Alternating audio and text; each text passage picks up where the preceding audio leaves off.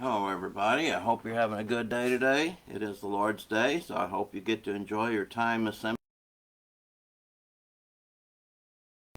The title hinders us, and we do have to ask this question from time to time. And before we can answer the question, we must consider the objective we're trying to obtain. See, any reasonable person knows that there are hindrances to just about everything we do. And for many who actually watch this video, the objective we're trying to achieve is heaven. So now we can consider the question of our title, what hinders us? The Bible describes many things that serve as a hindrance to our reaching heaven. And there are things such as faith that is not strong enough, or worldliness is too powerful for us to fight against. And actually, it is our free will that we choose not to fight against worldliness. See, other people will hinder us from going to heaven. They will lay stumbling blocks before you, and they will religiously persecute you for your faith. And many of these people will not be doing this so as to cause your soul to be lost in hell, but they just do it because they want you to be like them. That's what Peter talks about there in 1 Peter 4, verses 3 and 4. He writes, "For the time already past is sufficient for you to have carried out the desire of the Gentiles, having pursued a course of sensuality, lust, drunkenness, carousals, drinking parties, and abominable idolatries, and all this they are surprised that you do not run with them into the same excess of dissipation, and they malign you." See, things will get in our way of trying to reach heaven. And we can be hindered by our love of money, by practicing sin in whatever form it takes, by living like the world, and not setting a Christian example towards others. These are just a few of the things. And one of the obvious things that hinder us the most is ourselves. You got to consider that. And why is that? Well, it's because we allow things to get in our way. See, here's the point. We allow it. We let it happen. Why do we sin? Because we allow it. Why do we say things we shouldn't say? Because we allow it. And so that's why. See, we're the one who choose to participate in error and evil things. We make the conscious decision to abandon the teachings of God in the Bible, and we ourselves are to blame if we do not get to heaven. See, a lot of people try and blame the society we live in. We want to blame our environment. We want to blame family or how we were raised or something. And we even want to blame Satan. But see, none of that is going to get you out of your sentence of judgment. Each person who is cast into hell will have received a just punishment. And even so, everyone that enters heaven will be there because they did what pleased the Lord. So there's the key right there. Do what God wants and you'll be all right. See, we must be careful that we do not allow our hindrances from keeping us doing our duty to God.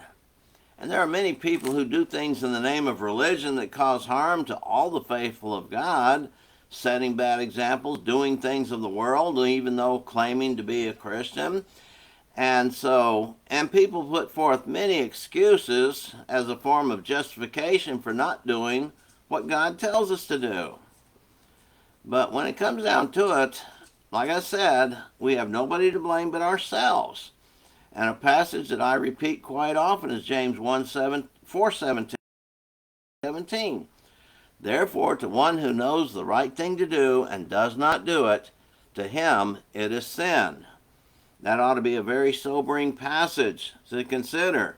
We sit down and look at all the thou shalt nots and we check them off, say, hey, I'm doing pretty good. But what about all the times when God says, do this, do that, and we don't do it? Well, if we know they're the right thing to do, like obeying the gospel, we know that's a simple one. Obey the gospel. God wants me to do that, and that's the right thing to do, so we can go to heaven if we do that. If we choose not to do that, what about share the gospel? That is also a command of God. God wants us to share the gospel with others. And we know it's the right thing to do, and yet so many of us just choose not to do that. God calls that sin. So that ought to be something to think about, and it's a sobering reminder of how important our life is in respect to God. See, we know there's many who claim to be religious, but their lives and actions do not confirm that. Titus 1:16 is a verse to reference often. It says, these people claim to know God, but their deeds deny him. What people do, that's it. What are we going to be judged on? Based on what we do. What people do, we'll tell others about some things about them.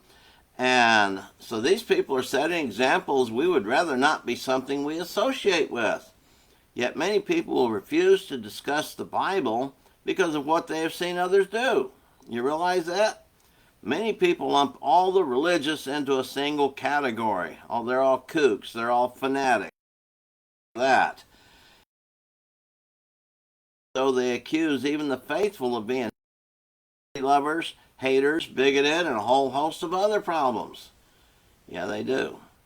But what can the righteous do? Well, the answer is very simple. Do what God wants, and let God deal with the rest of them. Okay? How easy can that be? Well, that's very easy to understand. So, just do what God wants, and let God deal with the rest. Don't let things get in the way, and don't let yourself keep you from doing what God wants you to do. Okay. Excuse me. So that's our lesson for today. Very simple lesson, but consider they say. Excuse me. All right. You have a good day today. Do something for the Lord. Do something more than just go to church, okay? Share a gospel message with others. Help someone find heaven. Be a good example yourself. And by doing so, you will be doing what God wants you to do. All right, bye-bye for now, and Lord willing, we'll see you again tomorrow. All right, bye.